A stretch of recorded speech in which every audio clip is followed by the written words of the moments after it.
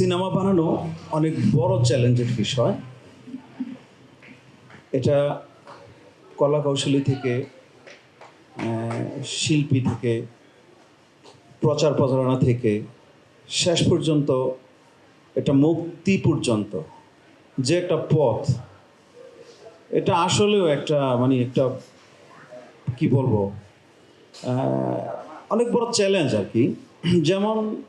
যেমন মনে করি, যেমন আমাদের দেশে, বিশেষ করে সব দেশেই সব শিল্পীরা, বড় বড় যারা আর্টিস্ট আছেন, তারা আসলে শুধু কাজটুকু করে পয়সা নিয়ে দায়মুক্ত হতে চায়, এবং যেটা আমাদের সিনেমা মুক্তির ক্ষেত্রে অনেক অনেক বড় একটা সমস্যার দেখা দেয়। এই একটা চ্যালেঞ্জ আছে। এবং এখান থেকে এটা আমার প্রথম সিনেমা না, এটা আমার দ্বিতীয় সিনেমা। আমি প্রথম সিনেমা হলো যদি তুমি জানতে, তো পিনিক হচ্ছে সেকেন্ড।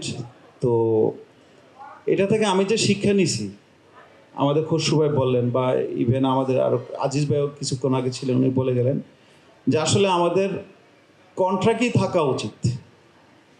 হ্যাঁ, যে আমরা আপনাদেরকে পয়সা দিচ্ছি, এক পয়সা তো কম দিচ্ছি না, আমরা পয়সা দিচ্ছি, কিন্তু আপনার যে দায়িত্বটা এই সিনেমাটা প্রচারের জন্য বিভিন্ন হল না হোক, অন্তত দুই একটা হলে গিয়ে বা সাংবাদিকদের সাথে কনফারেন্সে যদি না থাকেন, তাহলে সেখানে আপনাকে কিছু টাকা ফেরত দিতে হবে। এই ধরনের জরিমানামূলক যদি কোনো ধরনের আমরা একটা পয়েন্ট রাখতে পারি আমাদের ডিজে, আমাদের মনে হয় এটা ভালো, এবং তাদের জন্য একটা উচিত শিক্ষা হবে। হ্যাঁ, এবং সিনেমার জন্য সেটা ভালো নিউজ হবে, সব দিক থেকে ভালো হবে, এই একটা বিষয়।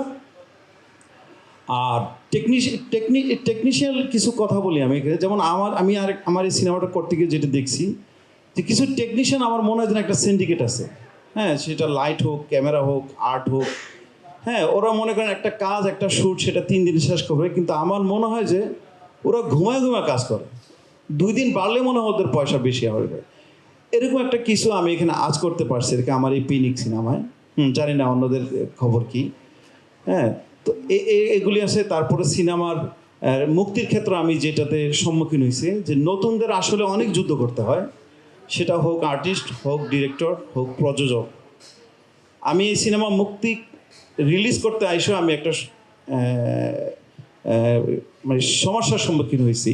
কারণ আমি নতুন, আমাকে চিনে না, কেউ চেনে না। আমার ওকে দিয়ে ফোন দেওয়া হতো, মন্ত্রীকে দিয়ে ফোন দিত, আরে ভাই আমি একটা সিনেমা বানিয়েছি, দেখেন। এমন করেন আপনারা যে আমরা সিনেমা দেখবো, দেখে পছন্দ হলে আমরা চালাবো, সেরকম নিয়ম করেন। আর একই দিনে কেন 8টা সিনেমা রিলিজ দিতে হবে? আমি অপেক্ষায় আছি। আমি যে শুনতেছি যে রকিস্টার আসতে পারবে না, তার ডিসিপি রেডি হয় না, তার এডিট রেডি হয় না। আমি শুনতেছি মাসুদ রানা এটা হয়, এই সমস্যা সেই সমস্যা। তাহলে আমার তো 1.5 মাস আগে, 2 মাস আগে সেন্সর করা, আমি শিওর নিতে পারতেছি যে আমি রিলিজ দিতে পারবো। কিন্তু তারপরে কিভাবে এই সিনেমাগুলি হলে চলে আসে, কোন ভিত্তিতে, কোন আইনে? হ্যাঁ, তো এগুলি আইনের কথা চিন্তা করলে বলতে হয় এই দেশের সরকার কি করে, এই দেশের যে আছে তাদের যে সেন্সর বোর্ড আছে বা যা আছে, এরা কি করে, কিভাবে একটা সিনেমায় 1 দিন 2 দিন আগে সেন্সর দিয়ে সেটা আবার সিনেমা হলে রুক্তি দেয়। এবং গত ঈদে রিলিজ দেওয়ার কথা ছিল, প্রিন্সের সাথে সেম সমস্যাটা হয়েছে, একদম সমপরিমাণ সমস্যাটা আমার হয়েছে, যে কারণে আমি গত ঈদে রিলিজ দিই নাই।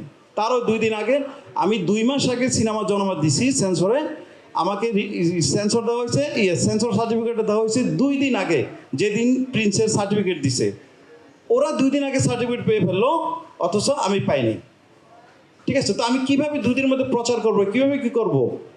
আসলে এই অভিযোগ কার কাছে দিব আমি জানি না। তো এই হলো চ্যালেঞ্জগুলি।